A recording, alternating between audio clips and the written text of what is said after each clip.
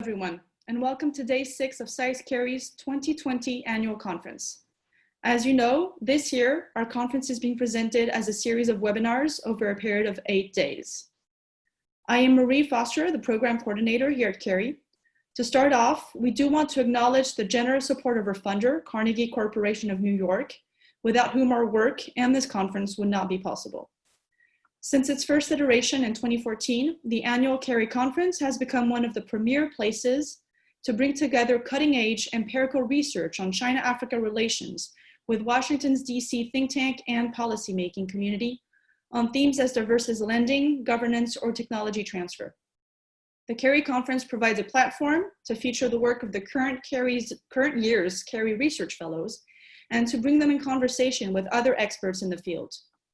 This year's conference, titled Strategic Interests, Security Implications, China, Africa, and the Rest, brings together a diverse range of scholars for a timely conversation on the security implications of China-Africa relations.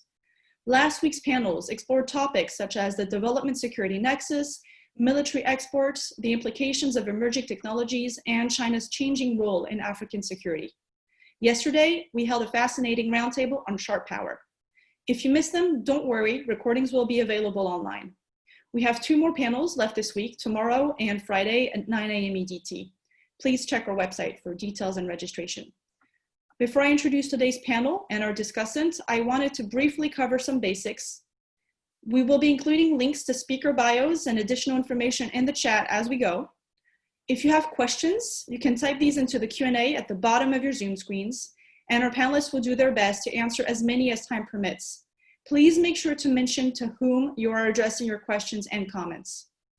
A video recording of each panel will be made available typically 3 to 5 working days after the event. All links will be on our website. Now, on to today's panel.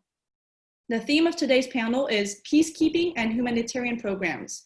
And to introduce the panelists and their papers, I have the pleasure of introducing you to our discussant for the day, Dr. Patricia Kim. Dr. Patricia M. Kim is an expert on Chinese foreign policy, US-China relations, and East Asian security issues. She's a senior policy analyst at the US Institute of Peace, where she recently directed the China Red Sea Senior Study Group, which examined China's activities and influence in the Horn of Africa and the Arabian Peninsula. Dr. Kim, I will now leave it to you to take it from here. Thank you, Marie, and good morning to everyone. My name is Patricia Kim, and it's a pleasure to serve as a moderator of this panel on China's role in peacekeeping and humanitarian programs.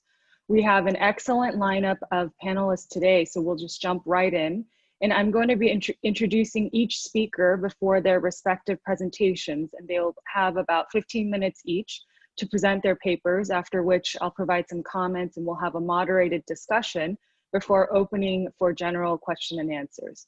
So first up, we have Dr. Joel WUTHNOW, who is a senior research fellow at the Center for the Study of Chinese Military Affairs within the Institute for National and Strategic Studies at the National Defense University. His research areas include Chinese foreign and security policy, Chinese military affairs, and US-China relations and strategic developments in East Asia.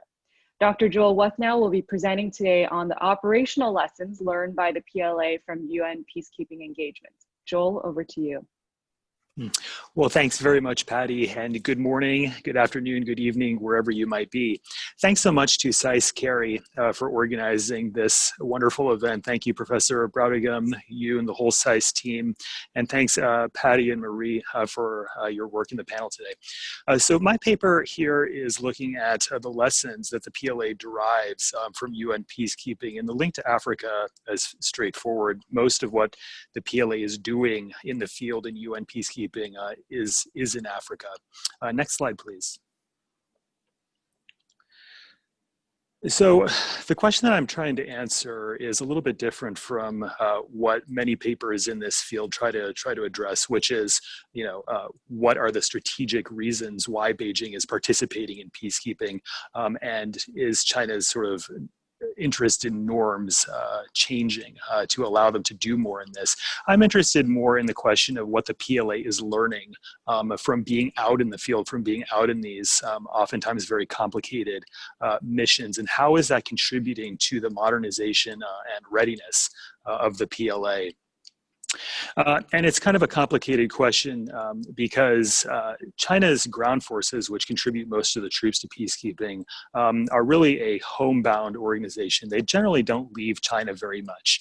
And the amount of troops that they send to peacekeeping missions is very, very small. And so the question of what they learn is a real question. It could be that they're not learning very much and this is all just symbolic. And so the argument that I'm going to present today is that they do learn things. They do learn important skills and they have important experiences that they can bring back to China. And that feeds back into PLA modernization. And that has some implications for what the PLA may be able to do in other missions going forward in the future. Next slide, please. So let me start with just sort of an overview of what the PLA is doing in the field. China has participated, they've sent troops to UN missions for the last 30 years, but it's really been only the last 15 years or so that they've sent troops in any significant numbers. Beginning in the early aughts, as we say, China started sending full contingents of PLA troops to a number of missions, mostly in Africa, a couple others, Lebanon being one of them. In about the last 5 years, they've leveled off at about 2,500 troops overseas every year. And that's really a function of the UN not approving new missions, but the PLA certainly has the capacity to do more. But the demands from the UN side has meant that the PLA has been putting about 2,500 troops in the field. Next slide, please. And so where are these troops being sent to? Really, there are 5 missions where significant numbers of PLA troops are being sent to. 4 are in Africa, Mali, Congo, South Sudan, and Darfur, and the remaining mission in Lebanon. And they've been in these missions for many years. The most recent was Mali about 7 years ago. But essentially, they send the same number of troops again and again to these missions and do, roughly speaking, the same things there year after year. Next slide, please. And so what kinds of troops is China sending out to Africa, to the field? For a long time, they've really only been sending what we would call combat support troops. So for instance, engineers, doctors, people who are staff officers, troops who go out there and clear IEDs, do mine sweeping, especially in Lebanon. That's been one of their missions. So that's sort of the foundation of what they've been doing. Over the last few years, they've started to send more combat-oriented troops. And when I say combat, what I really mean is troops who go out and do patrols. They are monitoring ceasefires. They are guarding refugee camps and so on. And so they are troops who are doing more high-risk types of operations out in the field. They've also been sending more advanced capabilities out to the field, including some of their helicopter units have been sent out to Darfur. And so what they're doing is becoming more diversified and more complicated over the years, even if they're really operating in the same set of missions. Next slide, please. So PLA troops, when they go out there, they're not going out there from scratch. They do receive some training. China operates a peacekeeping center where they train Chinese troops as well as foreign troops. So some of the troops also have some background. They've been to these missions before. They're learning some basic skills before they go in terms of language, local laws, cultural etiquette, and so on. I won't spend too much time talking about the management, except to say that China is parceling out opportunities to participate in these missions across the ground forces. So there's no one single unit that goes out there. All of China's theater commands, their regional commands, they all have a piece of this and they all get sent to different missions. And so really what they're trying to do is to give many different parts of their ground forces the opportunity to be able to deploy and operate in these environments. Next slide, please. I also in the paper talk a bit about this peacekeeping standby force that Xi Jinping announced 5 years ago. This made headlines because China offered at that time to develop a capacity to send up to 8,000 troops out into the field. And if they had actually done that, they would be one of the largest troop contributing countries. So really what this is not a single force that exists within China. There's no brigade, let's say, of 8,000 people that is on call to go out. But it's really a lot of different kinds of units scattered across the country that have different capabilities ranging from engineering, as you can see on the slide, to different types of transport units, medical troops, and so on. And so they are training these troops who collectively are called a peacekeeping standby force. They're training them to be able to go out if there is a need from the United Nations. But over the last 5 years, despite their training, they actually have not been sent out. It's just kind of a latent capacity that exists within China to be able to support the United Nations if they're called on to do so. Okay, next slide, please. And the peacekeeping standby force is rated. So different units are rated to a different level of readiness and proficiency. Over the last 5 years, more and more Chinese units have been given higher ratings, meaning that they are more ready to go out and deploy quickly if they need to do so. And some of that comes from UN inspectors who come and verify that they are trained and equipped and manned and ready to go out and deploy in as little as 60 days. Next slide, please. So what exactly is the PLA learning from this? Is this the kind of experience where they are gaining a lot, or are they gaining a little? How can we describe it? And sort of the starting point for this analysis is to say that China at home does a whole lot of very advanced training, whether it's joint exercises, whether it's combat realistic exercises. They do a lot of training at home that's really preparing their ground forces for modern combat. And so the question we have to ask is, given that and given the fact that very few ground force personnel actually go out to the field, what can they learn? What can they learn uniquely from being in UN peacekeeping that they wouldn't have the opportunity to learn at home? And so the next few slides kind of get to this question of unique value and unique benefit. Okay, next slide, please. So the first thing I think is that Chinese troops, when they go out to the field, they don't operate alone exclusively. They often have opportunities to work with other troop contributing countries, including some advanced militaries. The United States does not participate heavily in UN peacekeeping as a contributor, but many European countries do, the Israelis and others who have really world-class skills in some certain areas. And so China has the opportunity to train with these troops, to learn from them. They're not learning high-end combat skills necessarily, but they are learning combat support skills and skills related to counterterrorism, counterinsurgency, small unit command and control, and things like this. And so I think they do pick up some of these, and I think they try to catalog and document and proliferate some of those lessons back at home. Well, the second thing that they learn is that they are learning to operate in foreign societies and foreign countries. That's something that they clearly can't replicate at home. And so first of all, I think they are practicing their language skills. The troops gain a bit of practice, certainly in English, which is the predominant language, French being another one in Mali. They gain some cultural awareness. They have to be able to operate in a local society, people who do not speak Chinese, who are operating on different cultural etiquettes and so on. And so I think that's a valuable thing for some of their ground troops to be exposed to, especially if they're anticipating being deployed to other foreign societies later on. Okay, next slide, please. Another skill I think they learn is having to operate at sometimes a significant risk. So in Chinese domestic training, what you have is scripted exercises, simulations, and so you don't have the same level of risk and uncertainty for those troops. When you're out in the field in peacekeeping, you have to be able to innovate, you have to be able to be adaptive, and so this becomes a crucible for Chinese commanders in the ground forces, especially junior officers and mid-level officers. It's real experience that they get in sometimes uncertain circumstances.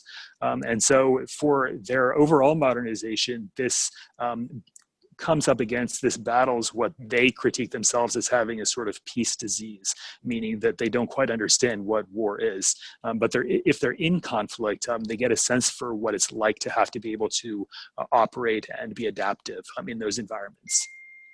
The next thing is maintaining readiness. Okay, so Chinese, small units, they all have a certain level of readiness. When they're out in the field, it improves if they have to train to go out and to deploy. They have to have a fairly high level of readiness. One of the specific benefits of being in the UN is that you have UN assessors or inspectors come into those Chinese units and judge them, if you will, and to say, you are truly ready to do certain types of missions, you are falling behind in certain ways. And so this becomes a kind of external validation on their ability to go out and perform certain types of missions. And so that, I think, also contributes to the readiness of the ground forces. Next slide, please. And then finally, I think one of the benefits of participating in these missions is that the ground forces need to be able to learn to plan and execute overseas operations. And that's an experience they also can't easily replicate within China. And so, as I mentioned earlier, many of the group armies and all of the theater commands are all involved in this. And so that requires that those headquarters be able to manage the logistics of moving troops across intercontinental distances. They have to be able to transport and sustain those troops. They have to be able to understand issues like force protection. How do you rotate troops in a way that leaves those operations relatively seamless, and so on. And so those, I think, are skills that they are developing and they are improving and strengthening with each iteration of these peacekeeping missions. Next slide, please. So what does all of this mean ultimately for the PLA, its capabilities, and its future operations? Well, on one hand, I think it means that the PLA is better able to contribute to UN missions, not just the 5 that they currently contribute to in large numbers, but if there are increasing requirements in other countries, other situations, they have the capacity, the skills, the expertise to go out and to do those sorts of operations. And so I think that can really be a force for good if they're able to use those troops effectively in those missions.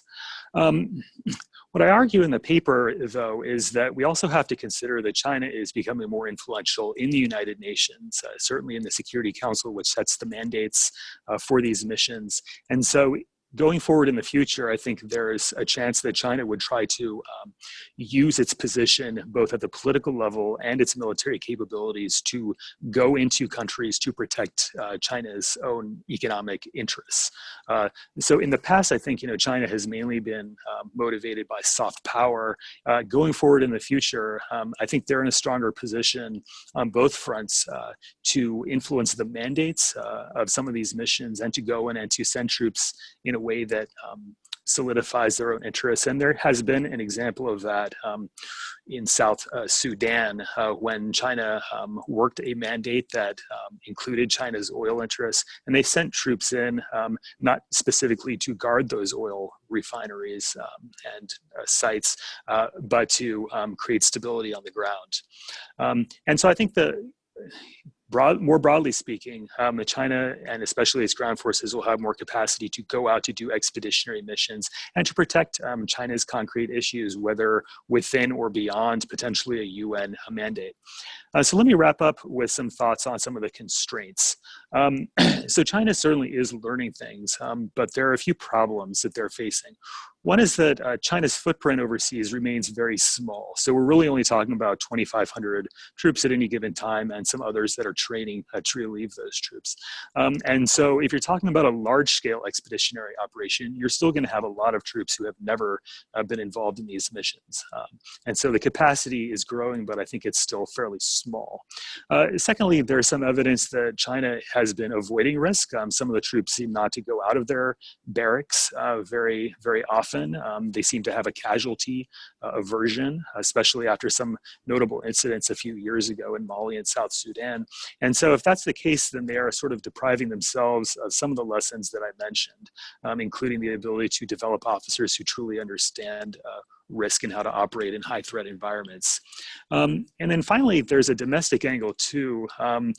The support within China for putting troops in harm's way, I think, is questionable. And there's some evidence of pushback, even public pushback, against doing more in terms of combat-focused troops out in the field. And so if that's the case, then we wouldn't necessarily expect to see a large, almost US-style deployment of troops into a circumstance such as Afghanistan and so on, if there is domestic pushback and that's not considered appropriate or the role of peacekeeping. And so I think my time is about up. Let me yield back to Patty, and I look forward to your questions. Thank you, Joel, for that fascinating deep dive into Chinese peacekeeping operations. Next up, we have Hema NARANG, who is a PhD student at the School of International Studies at Jawaharlal Nehru University in New Delhi. And she's also a fellow with the Harvard Yenching Institute and the Harvard Center for Africa Studies. Hema recently submitted her dissertation, which examines the soft power capabilities of China and India in Africa.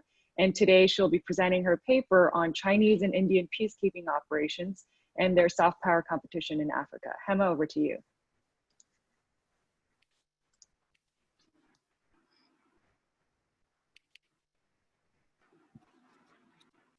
Thank you, Professor Kim.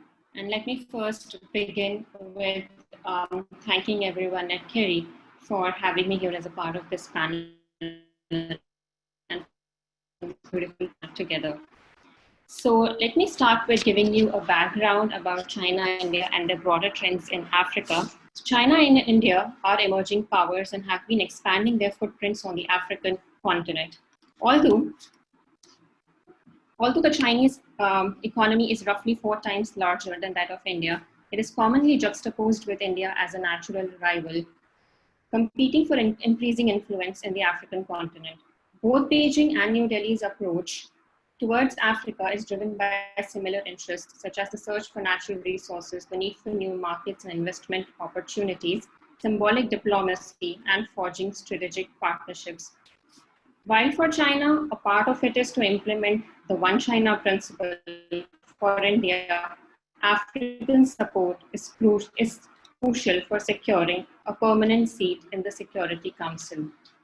China has transformed from a staunch opponent of peacekeeping operations to one of the main troop contributing countries. It has significantly stepped up both its financial and personal contributions when peacekeeping initiatives, and the increased commitments can most explicitly be seen from its recent pledges. While US is cutting back on the budgets, China is strategically filling the void by upping its contributions.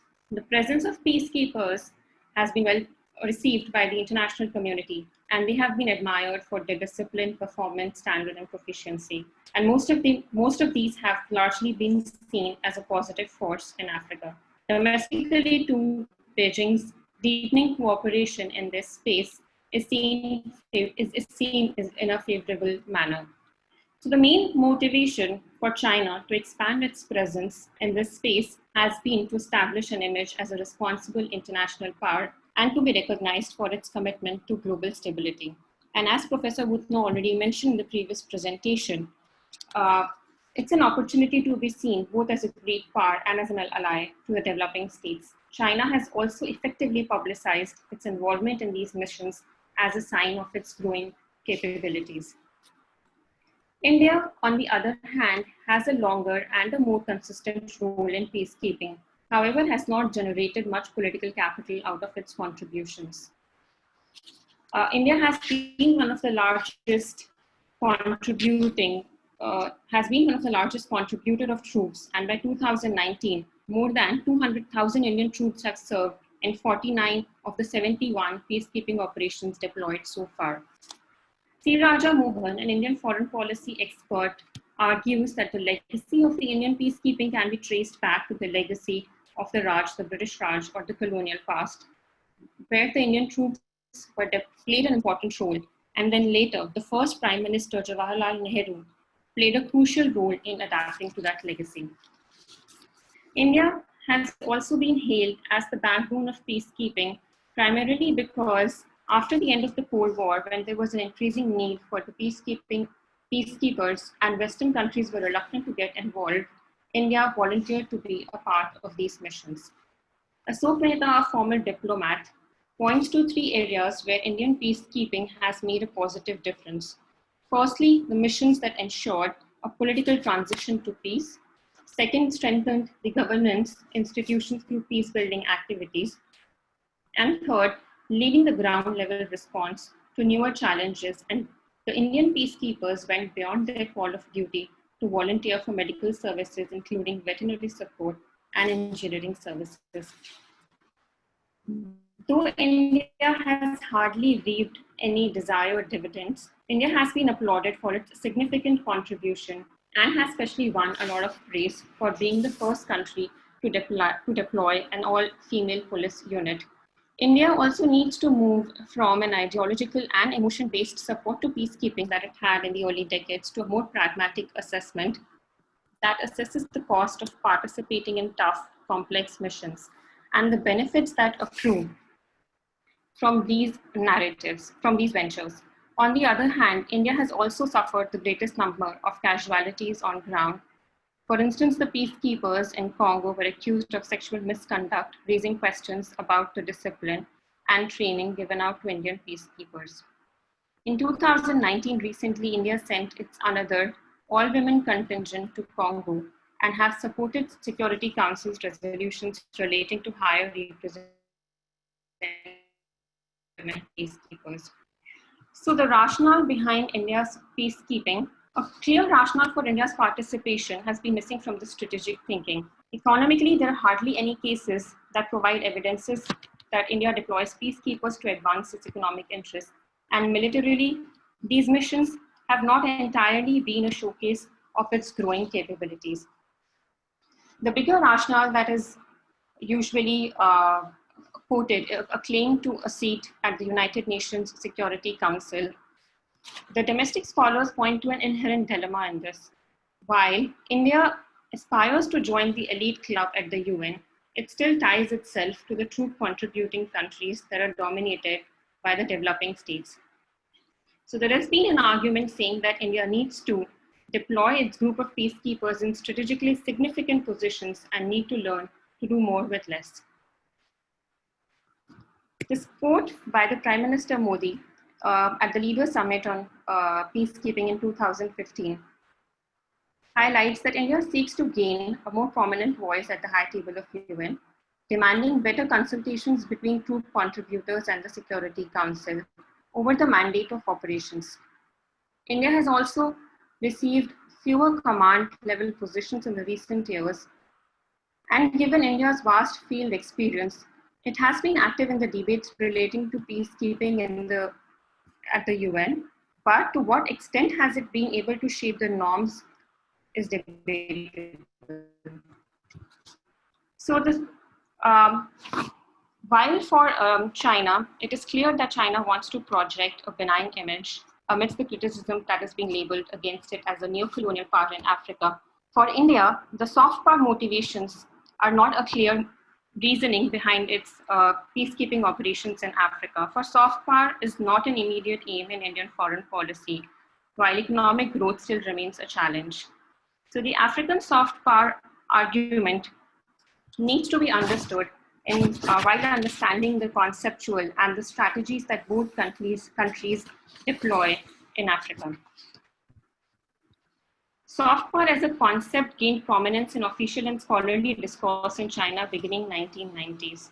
Subsequently, studies on comprehensive national power also emphasized the importance of soft power, with the idea of peaceful rise being discussed in leadership and policy circles, and the conceptualization of Beijing consensus, the idea of soft power took complete shape and became more important and complex. Soft power also became noticeable in the official discourse of Chinese foreign policy, which can be substantiated from various party meetings, conferences, sessions, documents, and the speeches by the political leaders at different forums. While on the other hand, for India, Indian writings on the other hand have been focused on mostly analyzing soft power as a policy tool. While strategic thinking on many foreign policy areas is still emerging, scholarly writings discussing India's rising economic and military capabilities increased, and besides hard power, normative ideals were also discussed with India's relative rise in the early 2000s. Soft power became a catchy phrase, and a substantial literature emerged about India's potential in this regard. Most of the writings emphasize India as a prime candidate for achieving a leading power position in the world and the need for a more coherent government-led strategy to augment the soft power assets and resources. In context to Africa, both China and India are actively seeking influence through various elements, such as assistance and investment programs, cultural outreach, educational cooperation mechanisms, and increasing engagement at the international platforms. In case of India, there has been a new thrust in India's Africa policy. Prime Minister Modi, at the 52nd Annual General Meeting of the African Development Group held in India, stated that Africa is a top priority for Indian foreign and economic policy. The recent years have seen a new importance being accorded to Africa by increasing the outreach and establishing new diplomatic missions in the continent.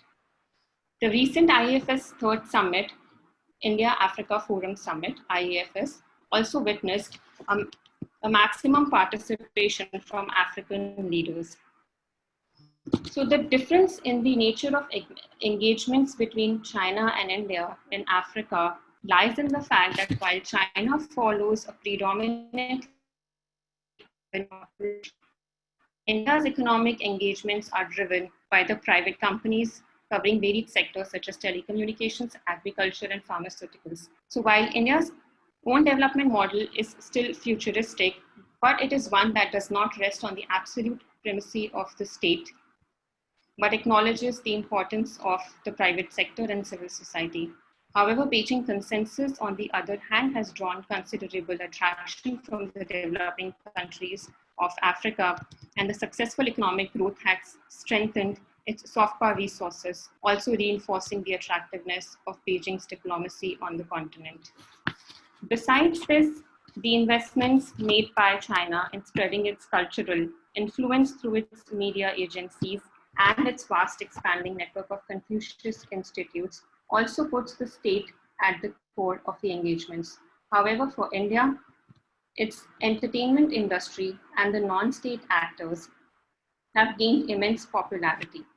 Moreover, the historical presence of Indian diaspora on the Eastern Coast at deep integration levels have also been a natural asset of soft power. For instance, Kenya recently recognized the Indians as the 44th tribe of the country.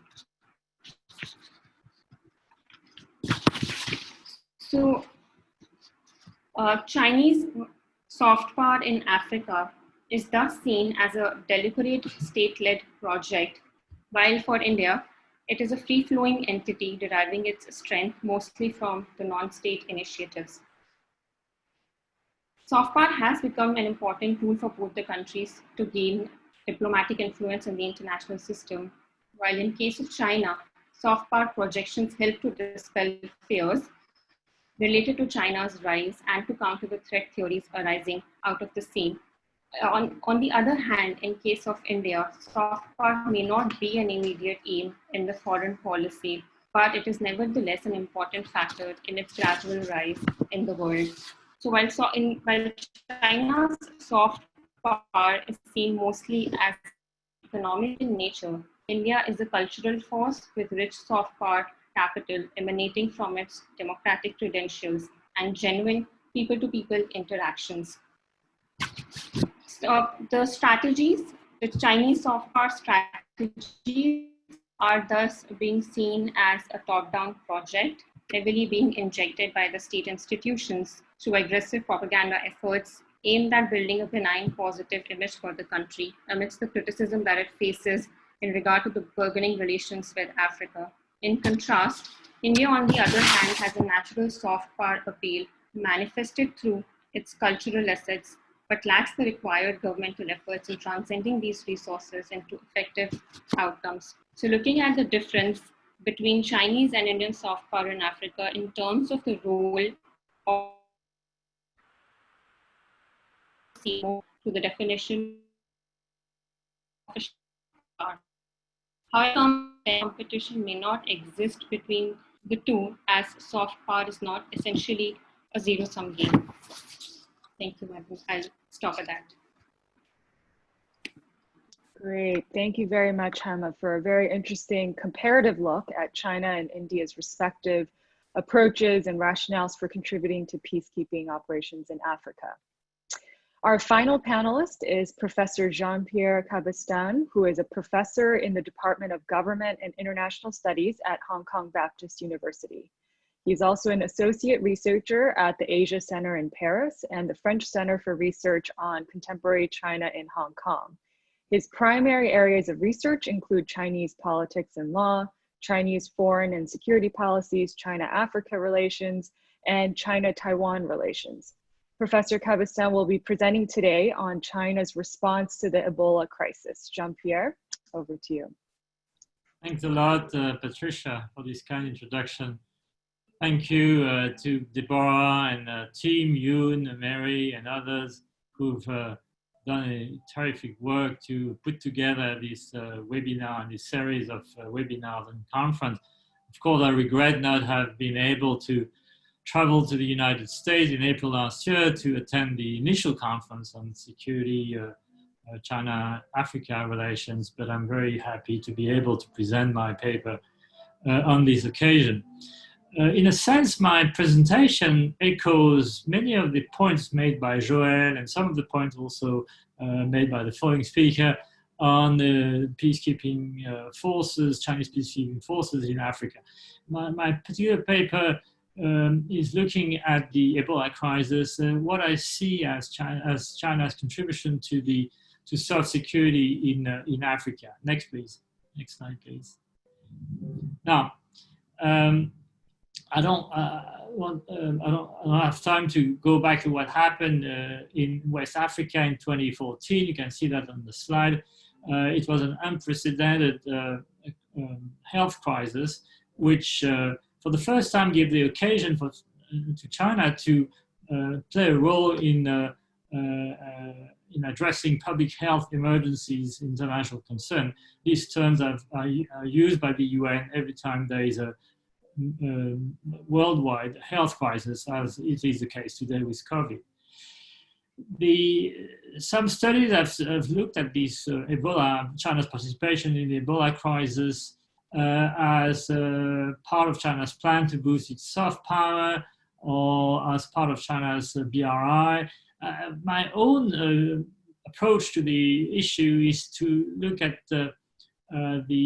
China's decision to participate in the international response to the Ebola outbreak from a different angle, as a way to enhance its contribution to the African security in general and health security in particular, and train, I would add, to train the PLA in playing a bigger role in that respect. Next, please. It was the first time that China sent some military teams, particularly to Sierra Leone and Liberia, to set up some hospitals.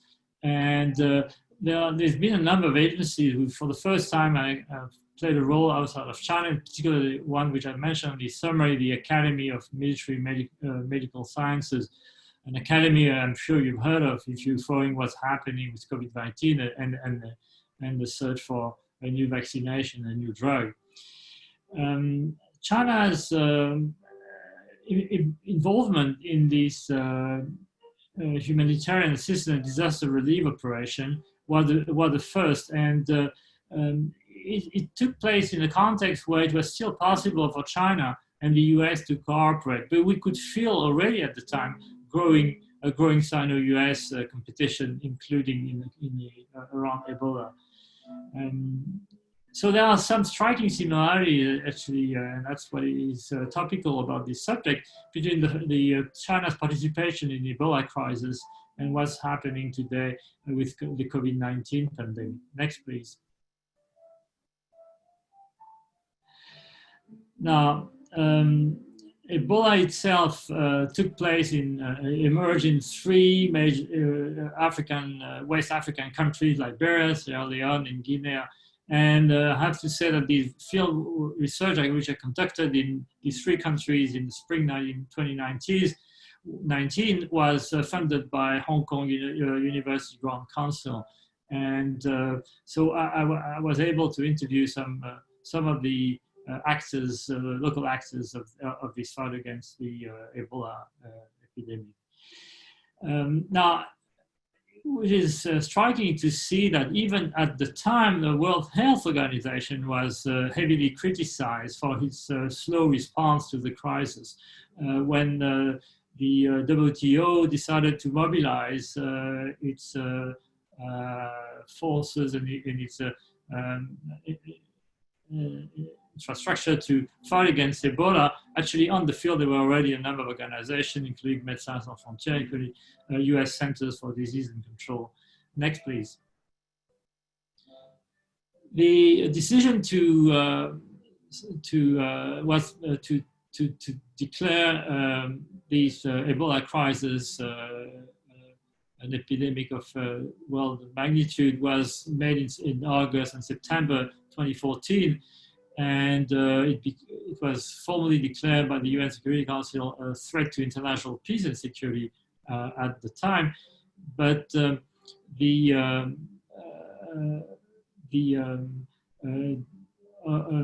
UN Security Council decided to ask the WHO and the UN to set up a UN peace mission for Ebola emergency response in Africa and in West Africa at the time. And that's when this decision by China was made to participate. Next, please. Now, the context was quite specific in a sense that three major countries were involved in the first place in the fight against Ebola: France for Guinea, the UK for Sierra Leone, and the United States in Liberia. Liberia was a specific, was a very peculiar situation because the UN mission for Liberia was still operating there, although it played a limited role in coordinating with WHO in the fight against Ebola. It was also one of the players on the ground. Next, please. Now, the question is, why did China decide to participate? And I think in looking at the Chinese sources, there were four official reasons which were invoked by the Chinese government. First of all, solidarity and friendship with the African countries, was pretty standard reason. The other reason was that Ebola was a global issue that required a global response, economic and social stability of West Africa was at stake. The third reason, which is I think also pretty well known, is that China was already pretty much involved in those three countries in terms of trade, in terms of economic cooperation. 20,000 Chinese workers were there. And so China, in a sense, wanted to also to protect its national interests and its nationals. The fourth reason is maybe newer, and China invoked that reason as well, as China as a great power needed to show that it's more responsibilities and to contribute to more actively, to the common future of mankind, which is something which will be a formula which will be enshrined a bit later in 2017 in the 90s Party Congress report prepared by Xi Jinping. Next, please. Now, in addition to these official reasons, I have perceived three other important reasons which sort of triggered China's decision. One was, I think, and that echoes Joy's presentation, China wanted to take this occasion to improve its civilian and military humanitarian assistance and disaster relief capabilities. As I'm sure you know, if you look at the PLA's modernization drive, military operation rather than war became part of the missions of the PLA as early as 2004, and the idea of enhancing far-seas capability became also part of the PLA's objective in the early 2010. Now the final, so that's in that context that China took part in the Ebola. But there is a final reason which I think may played a role as well, is that in August 2014, on behalf of President Obama, the National Security Advisor Susan Rice traveled to Beijing and proposed to China, the Chinese government, to take part in the fight against Ebola. So that's how China decided to participate. Next slide, please. That's an extract of the Chinese Defense White Paper of 2019, which lists Ebola crisis as one of the 9 major HADRs in which the PLA had been involved since 2012. Next, please. Now, on the ground, actually, China had already small medical teams in the 4 countries which are listed here: Guinea-Bissau, Sierra Leone, at least in Liberia later.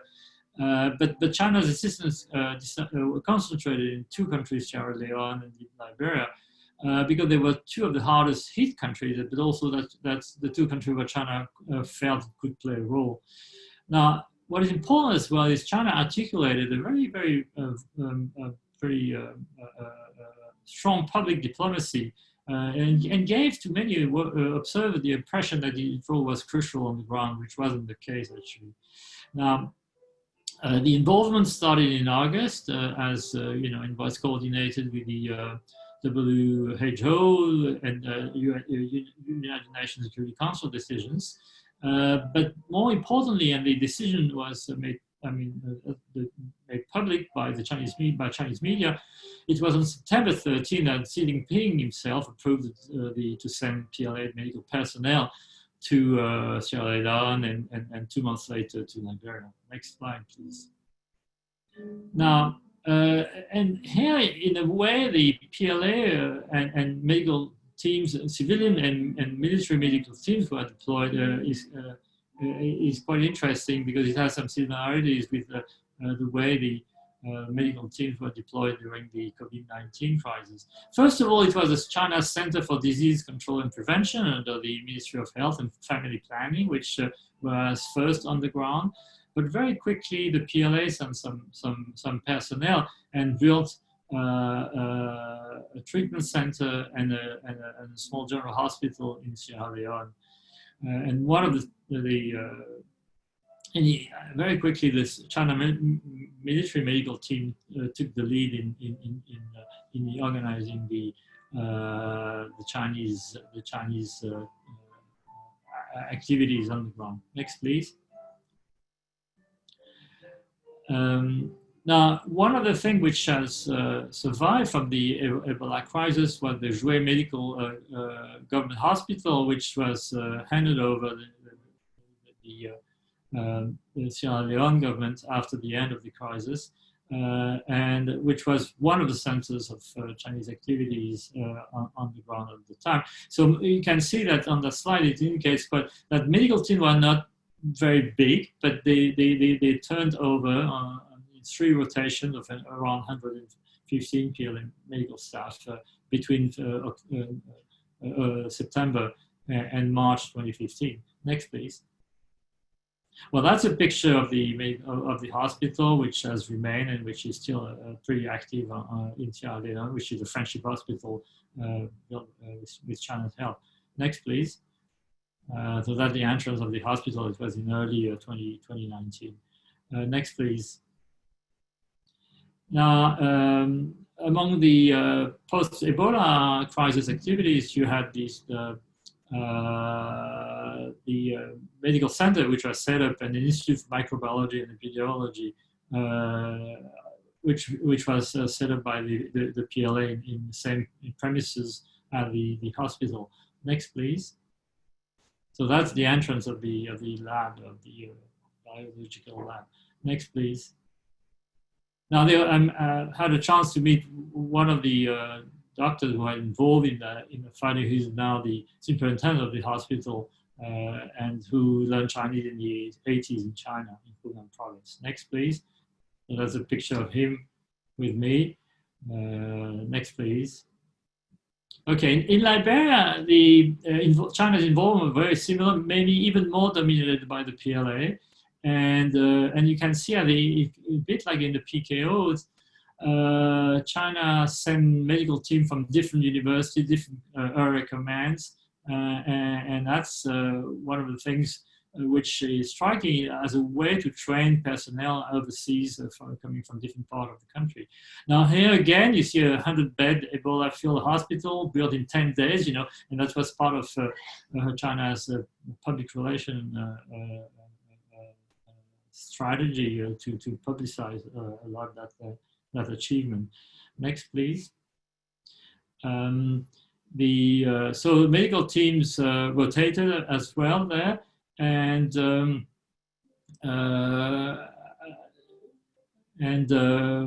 same way as a bit later than in Liberia, than in Sierra Leone, but again, everything was wrapped around March 2015. Next, please. Yes, it remains not much of China's presence in Liberia, a few private clinics in Monrovia and elsewhere, but that's so after the crisis, most of the medical doctors moved back to China. Next, please. Next, in Guinea, it was even, oh, sorry. Okay, it was even more, well, China medical doctors were there, but they were less active. But what happened is that they built a hospital in 2016 after the crisis, and that's what you see on the picture. Next picture. Next, please. Yes, and what is interesting, if you next, please, on this picture you see actually a Japanese ambulance given by Japan. So you see China's assistance also side by side with Japan assistance to the country. Next, please. Now, China's involvement itself was substantial, but not crucial. If you look in terms of money involved, 123 million, that's what the official figure provided later by the government, and it's the same amount more or less as France, Germany, or the EU, but much less than the United States, which played a leading role in the fight against Ebola at the time. Next, please. Now, what is interesting, of course, is the nature of the Chinese institutions involved in the fight against Ebola. There was one major civilian one I mentioned, the Center for Disease Control and Prevention, but most of the units were military units involving PLA personnel. In terms of staff, it was kind of half-half, 500 and 500. But if you look at the number of PLA institutions involved in this operation, again, it shows that there was a willingness to involve more units. Next, please.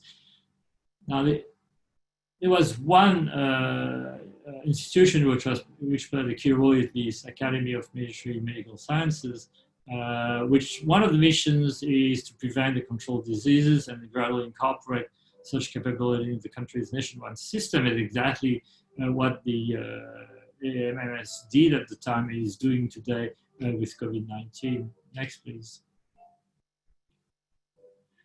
Now, there'd been an attempt by China to sort of find drugs and vaccinations to fight against Ebola.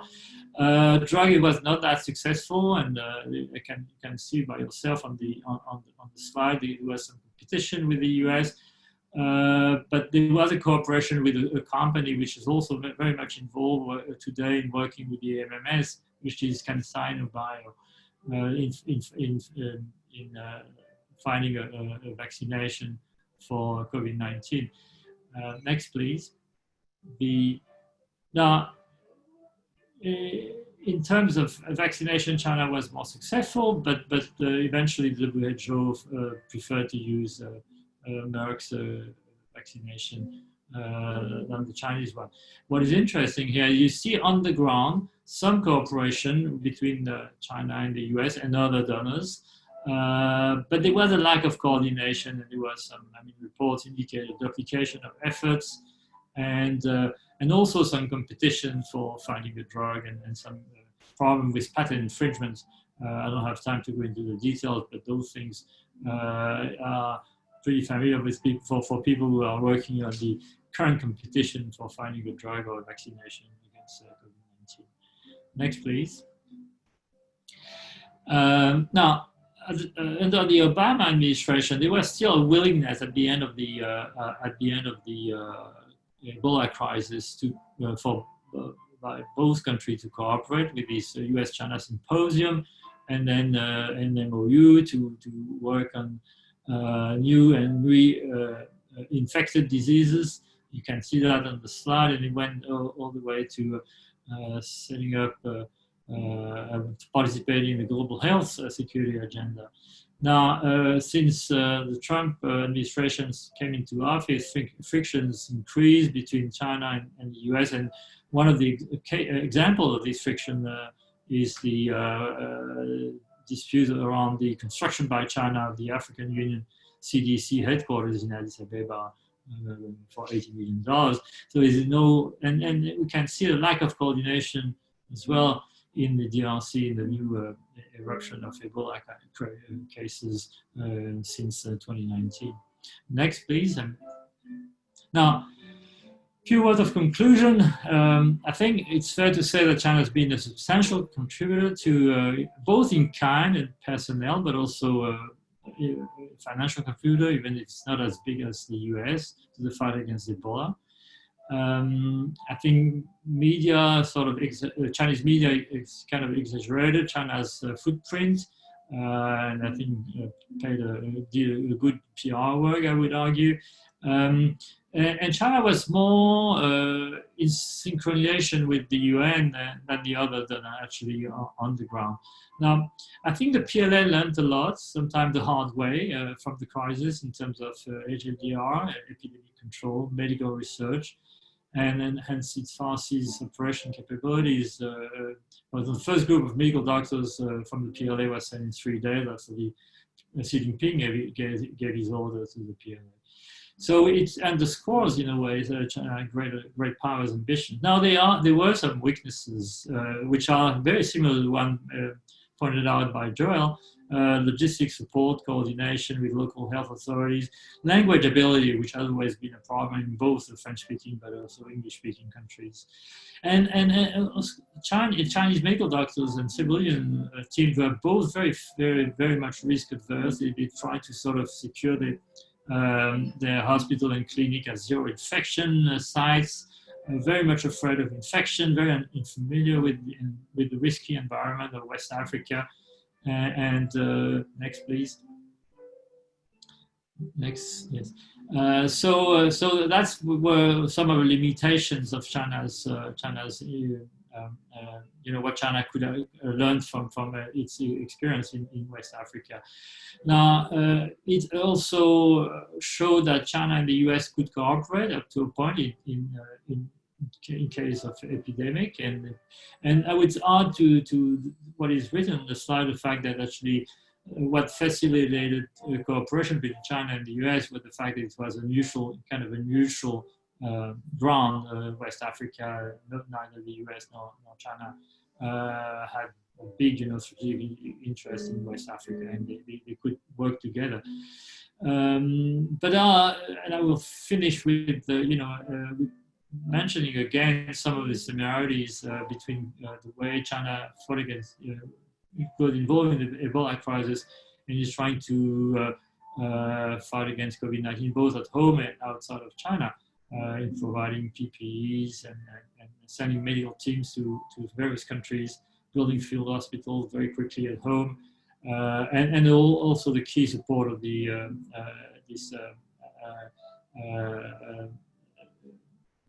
Academy of Military Medical Science, which is competing with other countries and other institutions in China itself to find a vaccine and a treatment. Next, please.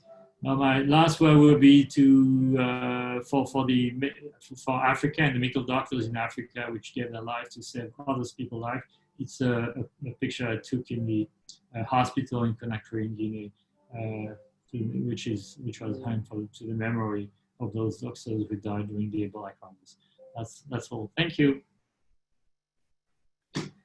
Thank you, Jean-Pierre, for your very interesting presentation. In fact, all three of the presentations today were excellent, and they each gave us a closer look from different angles on how China has steadily increased its involvement in peacekeeping and humanitarian assistance efforts over the years, the implications of the growing role of China's growing role on its soft power and military capabilities, and how China's efforts compare to other major actors like India or the United States.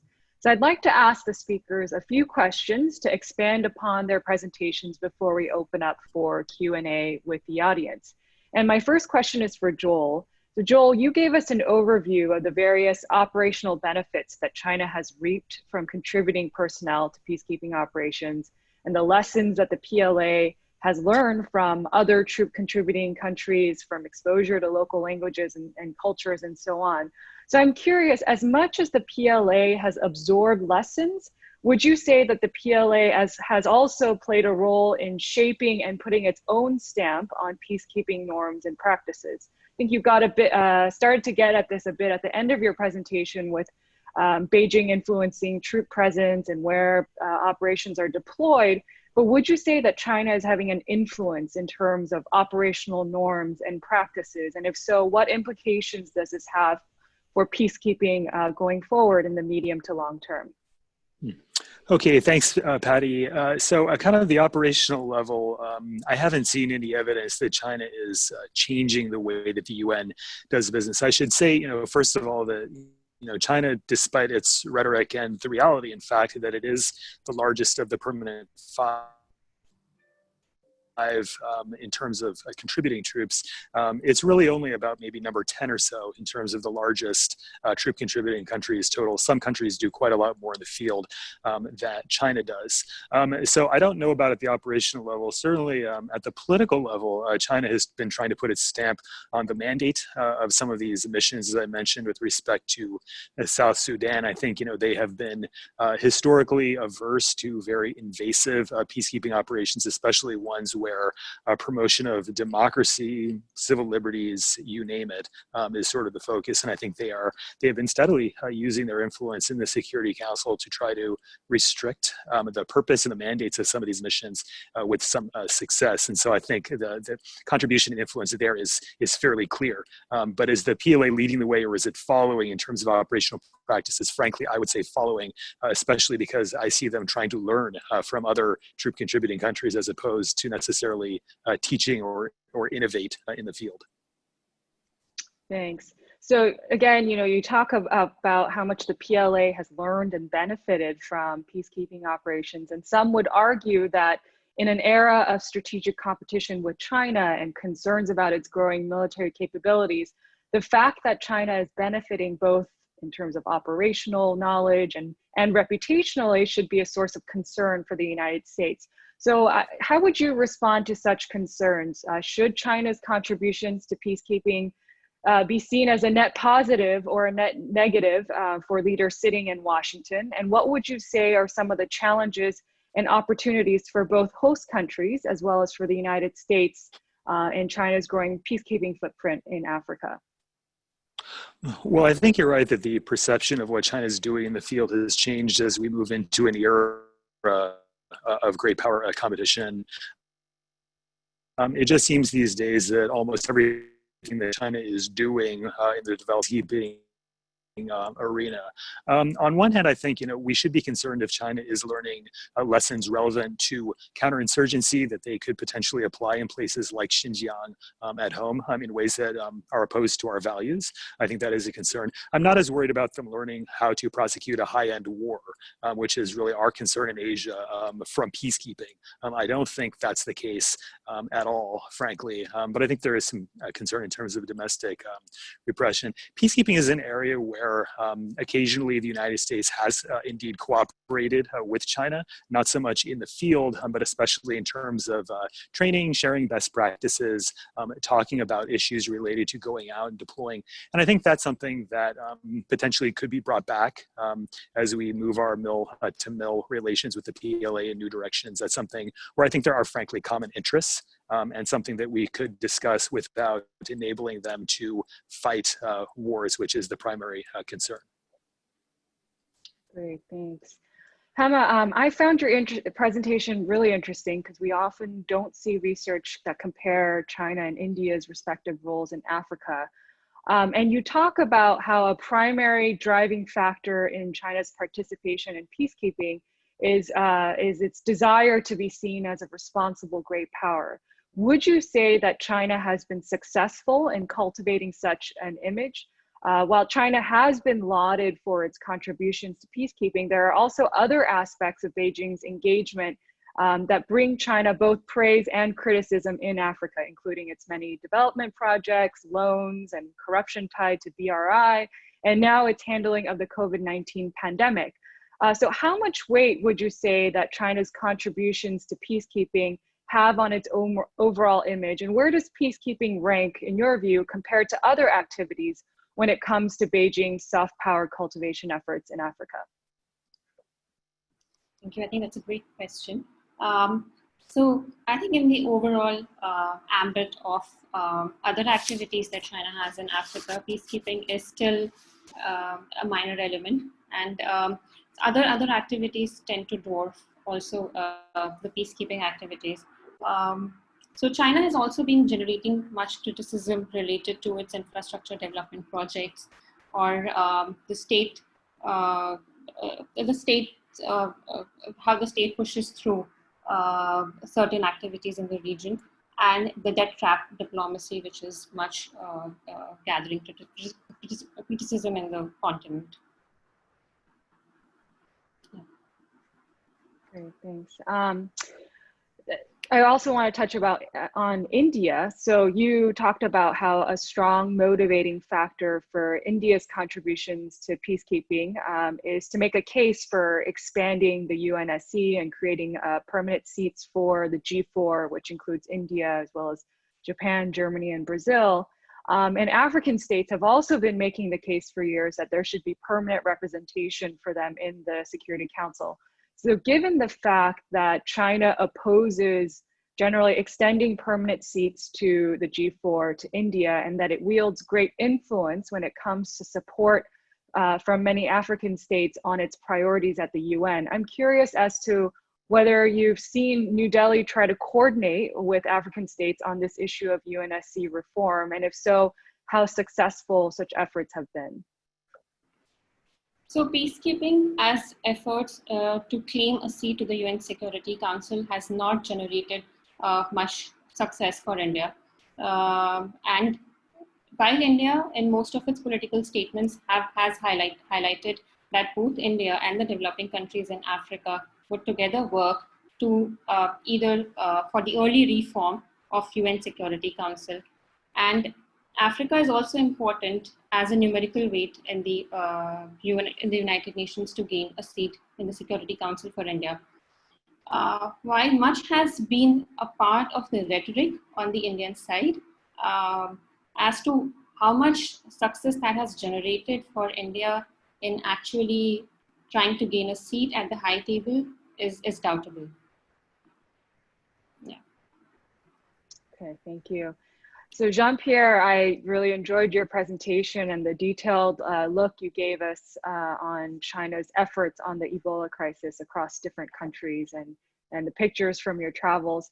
How would you compare China's approach to HADR to other states like the United States, France, and the UK. What would you say are some of the key differences between Beijing's approach and those of these other major powers, many of whom who have been involved in humanitarian assistance for much longer in Africa? Do you think there are aspects of China's approach that you would say are more effective or well received, or on the flip side, less effective or not as well received by states and local authorities in Africa?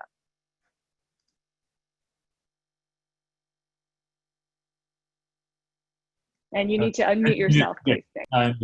Well, thanks a lot, Patricia, for your question. Yes. Well, the first thing I would say that for China, it was a first, clearly a first, and I had to learn, not exactly from scratch, because China had already medical teams in those countries, particularly in Guinea and Sierra Leone. It was less the case of Liberia because of the Civil War, and China was not very present there. But that's the first thing I would say. The second thing is that China, as we can see in other places, tended to work by itself. So, of course, coordination was the responsibility of the host country. And the host countries in question are poor countries with very, bad infrastructures, with not much expertise, and it was not China's fault that actually there was a lack of coordination and a lack of communication between the various donors. So it was so the first thing is China was, the Chinese team tended to find a site for themselves and work by themselves,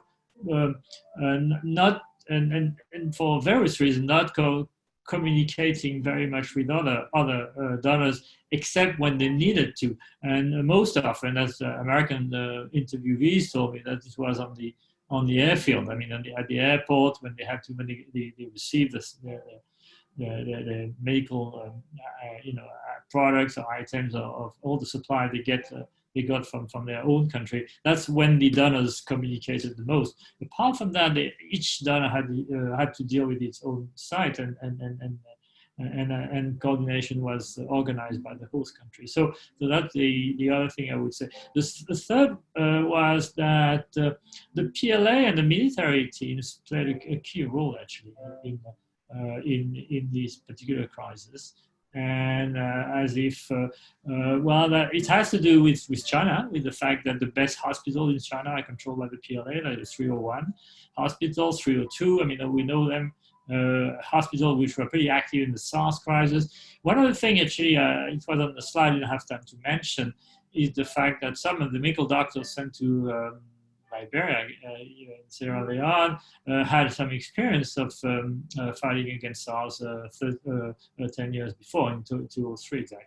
So China didn't start from scratch. They tried to find people who could have some experience. And regarding the team which was sent from Chongqing University, PLM University, they were coming actually, they were trained in China for 1 month in Chongqing before being dispatched to Liberia. And I think what happened, we don't know exactly the reason, why, they waited for so long, but it's because I think they realized that the team sent to Sierra Leone in September was sent a bit too fast, a bit too quickly, and they didn't have time to train before being sent to a country they were not familiar with, and they didn't have the expertise in terms of language and so on. So that's why the next team, which was sent to Liberia, was better prepared, I would say. Okay, thank you.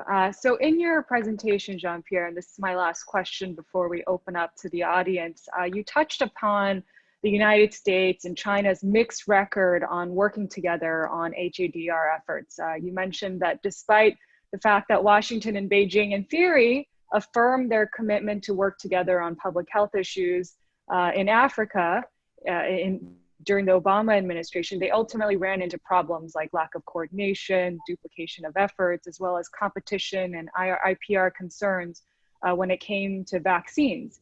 And this mistrust has only increased in recent years. So could you talk a bit about some of the lost opportunities and costs of rising competition between Washington and Beijing when it comes to HADR efforts in Africa?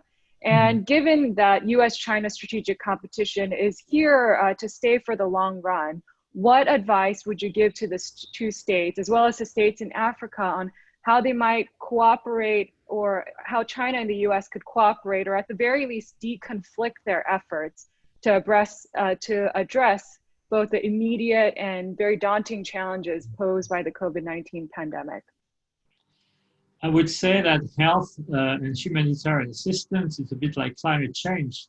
It's one of those issues where Western democracies, to put it simply, and China can cooperate. And we see that between Europe and China.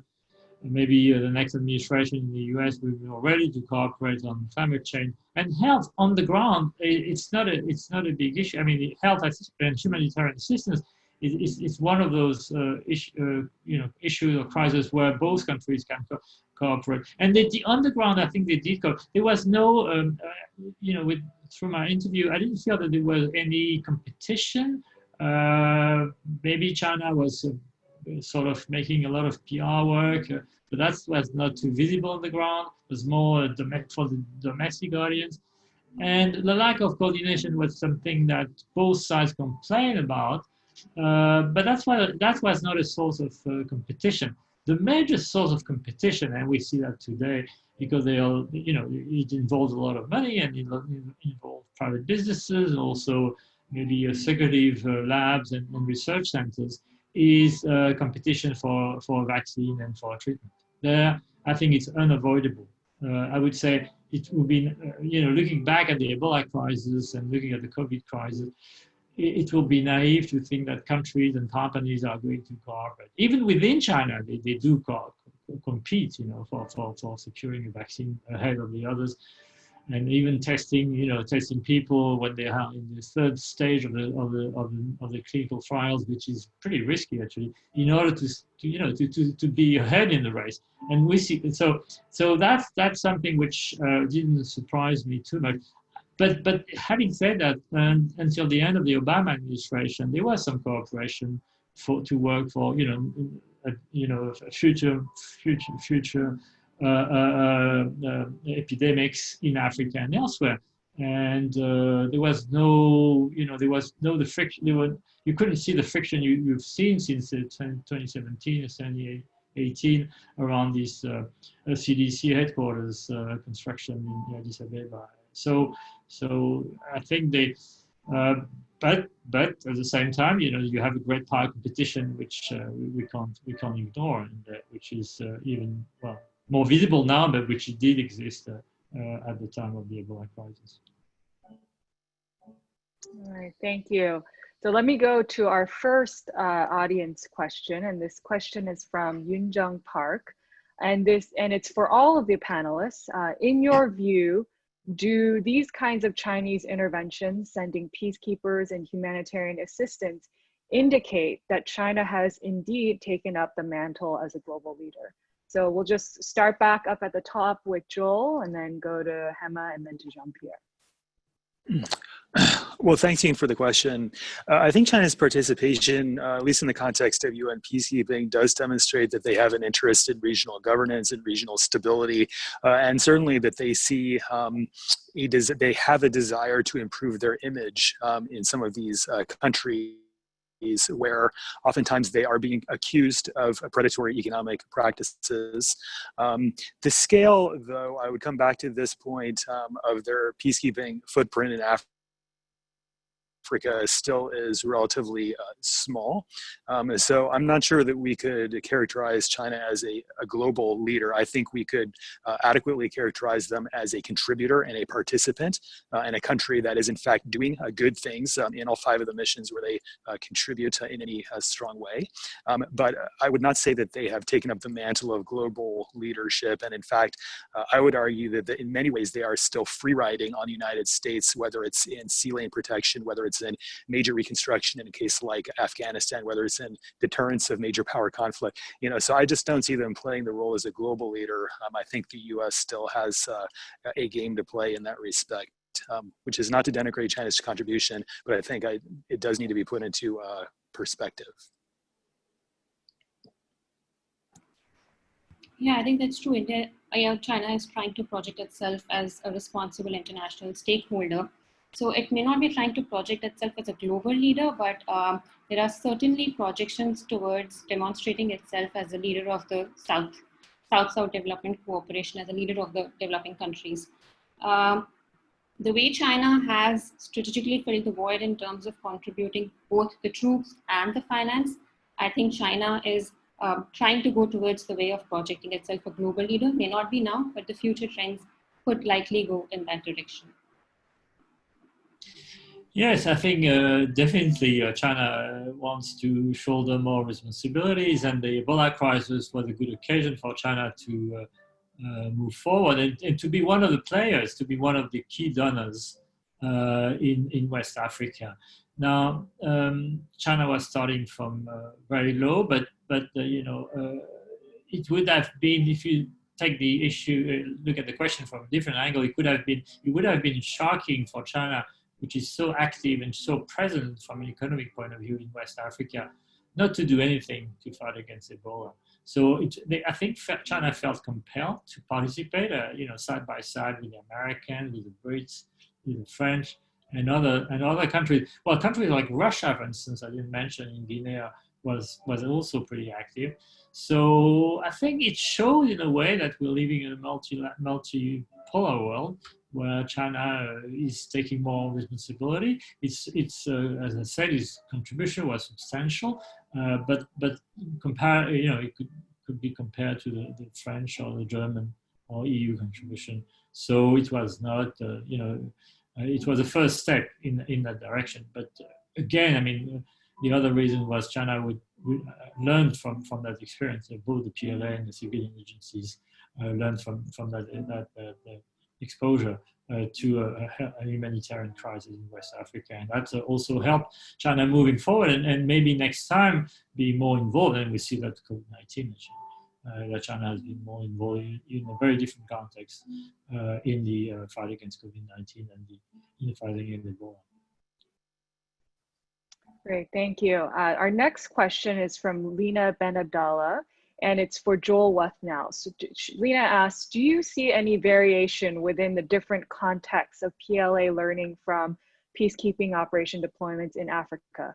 For example, what might the PLA learn differently from the mission in Sudan than it would from Mali? Okay, yeah, thank you for that. I do think there is variation. China is doing somewhat different things in all of these missions. For instance, in Lebanon, it is one of the countries that's responsible for demining along the border area with Israel, and it's not doing that in any of the other missions. So that's something. They're operating helicopters in Darfur. They're not doing that anywhere else. They are practicing French in Mali. They're not, to the best of my knowledge, doing that anywhere else. And so you have different units.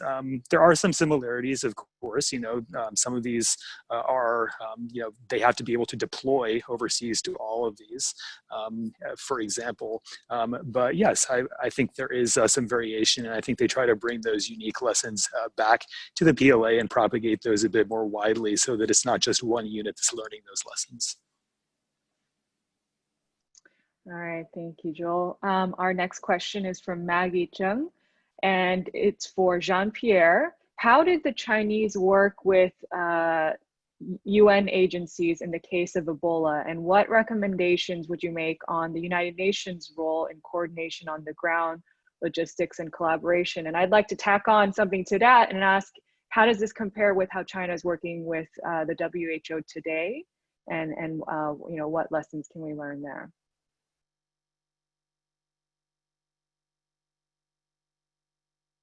Yeah, and please unmute. Yes, I mean, now, first of all, you may remember that at the time, Margaret Chan was the head of the WHO. She was the Secretary for Health at the time of the SARS crisis in Hong Kong, and she helped, I think, the Chinese very much in coordinating with the UNMER, the United Nations agencies in charge of these crises. Now, I have to add that on the ground, as everywhere, and in the case in China, we shouldn't sort of overestimate the influence or the strength of the WHO. Actually, the WHO, everywhere it operates, it's very dependent of the host countries' authorities. And likewise in Sierra Leone and in Liberia, the coordination had to go through the host countries' authorities, and that may have sort of complicated the coordination with the UN and WHO. But China, as a newcomer, I think work very, very closely, and as I mentioned in my conclusion, and much more in sync with the WHO than with other donors, because that's where they took the instruction. That's where they learned about the rules of engagement and so on, and how to operate on the ground. So there was some already some clear coordination with the WHO. Now, not everything has been made public, so we're still, half in the dark of how much they did, precisely how did they work on a daily basis with the WHO. That's something I don't know. Now, because the question is about the recommendation for the on the ground for the future for other crises. I don't have any particular recommendation. I mean, apart from the fact that I think it's important to see who is active on the ground beyond the WHO, and not to sort of wait for the WHO to be present, because in the Ebola crisis that I mentioned at the beginning, the WHO was pretty late to get involved. So, maybe it's better to coordinate with the organizations which are already on the ground. But China would be reluctant to do that. China is very sort of is very keen to work within the UN system, and we can see that with humanitarian assistance. We can see that with climate change. We can see that in many areas where China is playing the UN card, because it knows that through the UN it can enhance its influence and work more easily. That's what I would say. Great, thank you. Well, we just have a couple of minutes left, and I'm going to try to squeeze in one last question from Professor Deborah Brodigan. The US is close to an election, and here in Washington, the China issue looms large in this particular election. So she'd like to ask all of the panelists, what recommendations would you give, I suppose, to Washington or to your own government on how the United States should respond to China's participation in peacekeeping operations and HADR efforts? So we'll start again from Joel, go to Hema, and then we'll end with Jean-Pierre. Yeah, thank you, Deborah. I think, my answer is that we shouldn't put everything in the context of great power competition. I mean, frankly speaking, China is doing useful things in Darfur and South Sudan and Mali, Congo, and Lebanon. I mean, I think that's an objective reality. And frankly, I think the US also has common interest in those countries being more stable and being developed, even if China's principles and approaches towards peacekeeping conflict somewhat with our own. I think this is an area where we may not directly cooperate in any meaningful way, but which I don't think, however, we should try to slander what they're doing. I don't think that would be an appealing argument for a regional audience. And also, I think we need to consider all of these countries as having their own independent voice, and many of them, if not all, I think do not want to see a US-China great power competition in Africa. They don't want to be caught in the middle of it. They don't want to be forced to choose sides. And so I think if we are trying to compete for influence, we should deliver a positive message about what the United States has to offer. And I think back that up with, as we are already doing in counterterrorism and other ways, back that up with examples of our contributions, rather than the less attractive message of bringing China down necessarily. I think I'm going to echo some of the points that Professor WUTHNOW already mentioned. And yeah, I think China is already doing some useful things in Africa in terms of the peacekeeping operations. And I don't think it's necessary to put that through from the great power competition lens. Hey.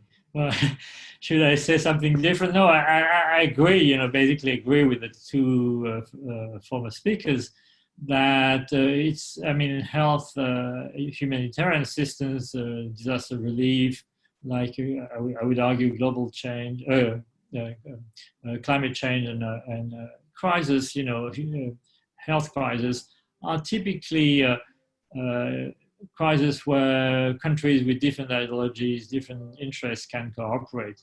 And I think we shouldn't close the door to that cooperation, on the contrary.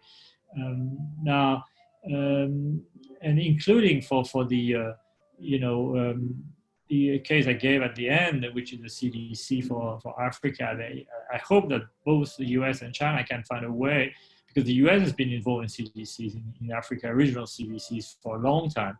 And both countries should find a way to at least reach some kind of modus vivendi to sort of for the sake of Africa and African health.